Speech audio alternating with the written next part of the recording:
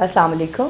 میرا نام ڈاکٹر اریبہ ثاقب ہے and I am an infertility consultant and clinical embryologist at Saqib fertility and IVF centre Lahore. آج جو ٹاپک ہم ڈسکس کرنے لگے ہیں وہ ہے انفرٹیلیٹی، یا جس کو اردو میں بانجھ پن کہا جاتا ہے.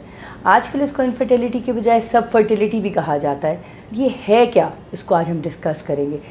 کہا یہ جاتا ہے کہ اگر ایک شادی شدہ جوڑا 1 سال پورا اکٹھے رہتے ہوئے ان کو ٹائم ہو گیا اور کنسیو نہیں کر رہے، کوئی خوشخبری نہیں ہے، تو ان کو ڈاکٹر پہ ضرور جانا چاہیے. اس سے پہلے اگر سب کچھ نارمل ہے، دونوں میاں بیوی کی عمر اچھی ہے، 30 سال سے کم ہے، اور دونوں بالکل ہیلتھ وائز ٹھیک ہیں، ان کو کوئی ایسے مسئلے مسائل نہیں ہیں، شوگر نہیں ہے، بلڈ پریشر نہیں ہے، خاتون کے جو ہے وہ ماہواری کے دن جو ہے وہ صحیح ہیں، تو ان کو پریشانی کی کوئی بات نہیں. 1 سال بالکل لگ جاتا ہے جوڑوں کو کنسیو کرنے میں. کہا یہ جاتا ہے کہ 50% جوڑے 1 سال لے جاتے ہیں سب کچھ ٹھیک ہونے کے باوجود بھی حاملہ ہونے سے پہلے. تو اگر 1 سال بعد بھی کوئی خوشخبری نہ آئے تو ان کو بالکل جھجکنا نہیں چاہیے اور ڈاکٹر کے پاس جانا چاہیے اور کھل کے چیزیں ڈسکس کرنی چاہیے. یہاں پہ میں ایک پیغام ضرور دینا چاہوں گی کہ دیکھا یہ جاتا ہے کہ پاکستانی کلچر میں مرد حضرات تھوڑا سا جھجکتے ہیں اپنے ٹیسٹ کرانے میں. خواتین بے دھڑک کرا لیتی ہیں، ان کو جو ٹیسٹ بتائے جائیں، اگر ان کو بلڈ ٹیسٹ کہا جائے، الٹرا ساؤنڈ کہا جائے، وہ نہیں گھبراتی، ٹیوبز وغیرہ چیک سب کچھ کرا لیتی ہیں. لیکن جب مرد حضرات پہ باری آتی ہے، جب ان کو کہا جاتا ہے کہ آپ کا ہم نے منی کا ٹیسٹ کرنا ہے، تو تھوڑا سا وہ ہچکچاتے ہیں. اس میں کوئی ایسی ہچکچاہٹ کی بات نہیں. دیکھیں، اگر بلڈ میں ہم نے کوئی چیز دیکھنی ہے تو ہم نے بلڈ کا سیمپل لینا ہے، ہم نے دماغ میں کوئی چیز دیکھنی ہے تو ہم نے MRI CT اسکین کرنا ہے. تو اسی طرح اگر ہم نے منی میں کوئی کمی بیشی دیکھنی ہے تو ہمیں منی کا ٹیسٹ کرنا پڑے گا. تو اس میں کوئی پریشانی کی بات نہیں ہے. تو یہ میرا پیغام ہے سارے مرد حضرات کے لیے کہ اگر کسی کو یہ پرابلم ہے سب فرٹیلیٹی کا جوڑے کو، تو ان کو بالکل نہیں گھبرانا چاہیے اور دونوں میاں بیوی کو اپنے ٹیسٹ کرانے چاہیے. ٹیسٹ کے بعد کیا وجوہات بن سکتی ہیں کہ جوڑا جو ہے وہ کنسیو نہیں کر پا رہا، خوشخبری نہیں ہو پا رہی؟ مسئلہ بیوی میں بھی آ سکتا ہے، مسئلہ مرد میں بھی آ سکتا ہے، اور مسئلہ دونوں میں بھی آ سکتا ہے. تو خواتین میں عموماً دیکھا یہ گیا ہے کہ یہ ہو سکتا ہے کہ سب سے کامن جو چیز ہے جس کو ہر کوئی میرا خیال ہے آج کل جانتا نہیں ہے تو انہیں نام ایٹ لیسٹ سنا ہوتا ہے، ایک ڈیزیز ہوتی ہے جس کو ہم ڈاکٹرز اپنی زبان میں کہتے ہیں PCOS کا مسئلہ. اس میں خواتین کی ماہواری ڈسٹربڈ ہوتی ہیں اور ان کا وزن بڑھ رہا ہوتا ہے، چہرے پہ اور جسم پہ بال زیادہ آ جاتے ہیں. یہ 3-4 چیزیں ہیں جو سب سے زیادہ کامن پیشنٹس کمپلینز لے کے آتی ہیں کہ جی ہمیں یہ مسئلے ہیں. اگر ماہواری ہے تو کوئی پتہ نہیں ہمیں کب آئے کب نہ آئے، اور عموماً یہ ہوتا ہے کہ بہت وقفے کے بعد آ رہی ہوتی ہے، 3 مہینے ہو گئے، 4 مہینے ہو گئے، ماہواری کا کوئی عطا پتہ ہی نہیں. ساتھ ہی وہ کمپلین کرتی ہیں کہ جی ہم وزن کم بھی کرنا چاہ رہے ہیں تو کم نہیں ہو رہا. یہ ہے PCOS کا مسئلہ. اور خواتین میں کیا ایشو آ سکتا ہے کہ یہ ہو سکتا ہے کہ ان کی ٹیوبیں بند آئے، کوئی بھی انفیکشن، کوئی بھی ایسا مسئلہ، کبھی انہوں نے دائی وغیرہ کا علاج لیا ہو جس کی وجہ سے بعد میں انفیکشن ہو گئی ہو، کوئی سرجری کی ہسٹری ہو جس میں ٹیوبیں ڈیمیج ہو گئی ہوں. یہ سارے وہ مسئلے ہیں جن میں خواتین کی ٹیوبز جو ہیں وہ ڈیمیج ہو سکتی ہیں. تیسرا جو ہے مسئلہ خواتین میں جو آ سکتا ہے، کوئی ہارمونل ڈسٹربنس، کوئی پرولیکٹن زیادہ ہے، کوئی تھائرائڈ ڈسٹربڈ ہے. تو یہ وہ چیزیں ہیں جو خواتین کو عموماً پریگننٹ نہ ہونے میں تھوڑی سی آڑ لا سکتی ہیں. اب ہم آ جاتے ہیں مردانہ مسئلوں کی طرف کہ کبھی کبھار یہ ہوتا ہے کہ سپرم جو ہیں وہ ویک ہوتے ہیں. ہم سے عموماً یہ پوچھا جاتا ہے کہ جس کی وجہ کیا ہے، کہ جو سپرم ہیں وہ کیوں کمزور ہیں. باقی سب تو ٹھیک ہے، لڑکا ینگ ہے، شوگر نہیں ہے. عموماً یہ سوچا جاتا ہے کہ شوگر میں ظاہر چیزیں ڈسٹرب ہوتی ہیں، اور باقی ایسا ہوتا بھی ہے. لیکن اگر مرد بالکل ٹھیک ہے اور اس کو اس طرح بھی کوئی مردانہ کمزوری نہیں ہے، تو کیا وجہ بن جاتی ہے کہ سپرم ویک ہو جاتے ہیں؟ اس کے بھی ملٹیپل فیکٹرز ہوتے ہیں. کبھی کبھار ڈاکٹر کے لیے مشکل ہو جاتا ہے ایگزیکٹلی اس کو پن پوائنٹ کرنا. ہو سکتا ہے کہ جب وہ پیدا ہوا ہو بچہ تو تھوڑی بہت کمزوری تبھی بن گئی ہو. بعد میں بھی ہو سکتا ہے کہ وہ سگریٹ پیتا ہو، حقہ، پان، نسوار، شراب، ہر قسم کا نشہ جو ہے وہ سپرم کو ڈیمیج کر سکتا ہے. تیسری جو چیز ہو سکتی ہے وہ یہ ہے کہ وزن زیادہ ہے. اگر لڑکے کا وزن زیادہ ہے تب بھی سپرم جو ہوتے ہیں وہ ویک ہو سکتے ہیں.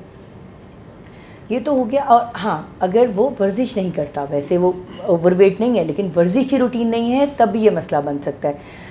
یہ میرا ایک سب نوجوانوں کو آج ایک پیغام ہے. نوجوان کیا اور بوڑھے کیا، سب کو ہی ہے، لیکن چلیں بوڑھے تو اور مشکل ہے، نوجوان ہی کر لیں تو بڑی بات ہے کہ اپنی لائف میں ورزش کی جگہ بنائیے، گنجائش نکالیے. ایک بڑا ہم نے اپنے لیے وہ بنا لیا کہ جی ٹائم ہی نہیں ملتا. ہم آفس جاتے ہیں، ہم گھر آتے ہیں بڑی لیٹ، تو ہمارے پاس ورزش کا ٹائم نہیں نکلتا.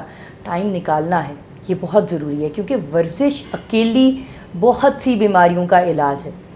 ورزش کمزور سپرم کا علاج ہے، ورزش PCOS کا علاج ہے، ورزش کمزور ایگز کا علاج ہے، ورزش پریگنینسی نہ ہونے کا علاج ہے، ورزش حمل ٹھہرنے کا علاج ہے، مس کیریج سے بچاتا ہے.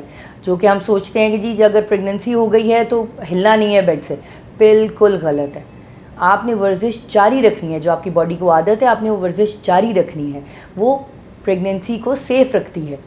اور ورزش اگر ہم انفرٹیلیٹی یا سب فرٹیلیٹیز کے ٹاپک سے تھوڑا ہٹیں تو اوور آل ہیلتھ کے لیے بھی بہت اچھی ہے. شوگر، بلڈ پریشر، ہارٹ کے ایشو، سب کے لیے ورزش جو ہے وہ بہت اچھی جو ہے نا مفید ایک علاج ہے.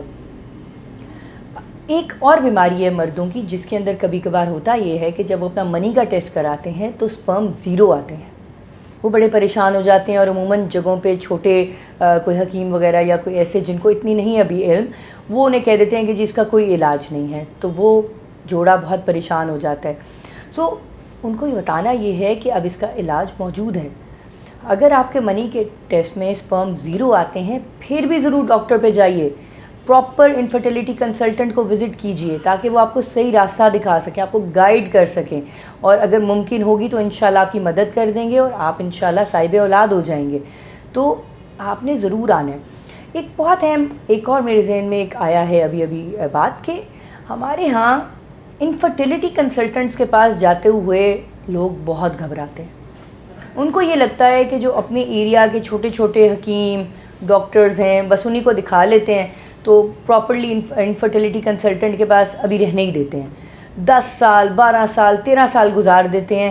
اس کے بعد جب ہر طرف سے مایوس ہو جاتے ہیں، ہر طرح کا علاج کر لیے ہوتے ہیں، ہر طرح سے اپنی چیزیں اندر سے ڈیمیج کر لی ہوتی ہیں، پھر وہ انفرٹیلیٹی کنسلٹنٹ کے پاس آ جاتے ہیں. انفارچونیٹلی اس وقت اتنی دیر ہو چکی ہوتی ہے کہ ہم بھی کچھ نہیں کر پاتے.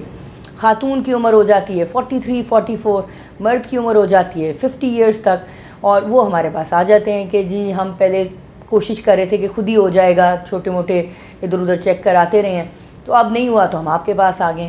تو میرا پلیز آپ لوگوں کو مشورہ یہ ہے کہ کوشش کیجئے کہ اگر حمل 1 سال ہو گیا ہے، 2 سال ہو گیا ہے، دوائیاں لیتے ہوئے علاج کرواتے ہوئے نہیں ہو رہا، تو خدارہ آ جائیے انفرٹیلیٹی کنسلٹنٹس کے پاس. ٹائم پہ پہنچ جائیں گے تو ہم آپ کی مدد کر پائیں گے. ٹائم گزار لیں گے تو انفارچونیٹلی ہم بھی آپ کی مدد نہیں کر سکیں گے. تو گھبرائیے نہیں، آئیں گے، قدم بڑھائیں گے تو ہم آپ کو کچھ راستہ دکھائیں گے انشاءاللہ. سو یہ ہے آج کا ٹاپک ہمارا، یہ تھا. باقی یہ ہے کہ علاج سب کو پتہ ہے، طرح طرح کے انفرٹیلیٹی کے علاج اب موجود ہیں. جلدی سے اگر میں آپ کو صرف بتا دوں تو زیادہ آج میرا ایمفسس ان چیزوں پہ تھا کہ جو ہمارے لوگوں میں جو مسئلے مسائل ہیں اور جو وہ گھبراتے ہیں قدم اٹھاتے ہوئے. تو باقی یہ کہ جب آپ آتے ہیں تو اکارڈنگ ٹو دا پیشنٹ ان کے علاج ڈیسائیڈ ہوتے ہیں، ان کے ٹیسٹ وغیرہ ان کی ہسٹری کے مطابق ہر پیشنٹ کا علاج ڈفرینٹ ہوتا ہے.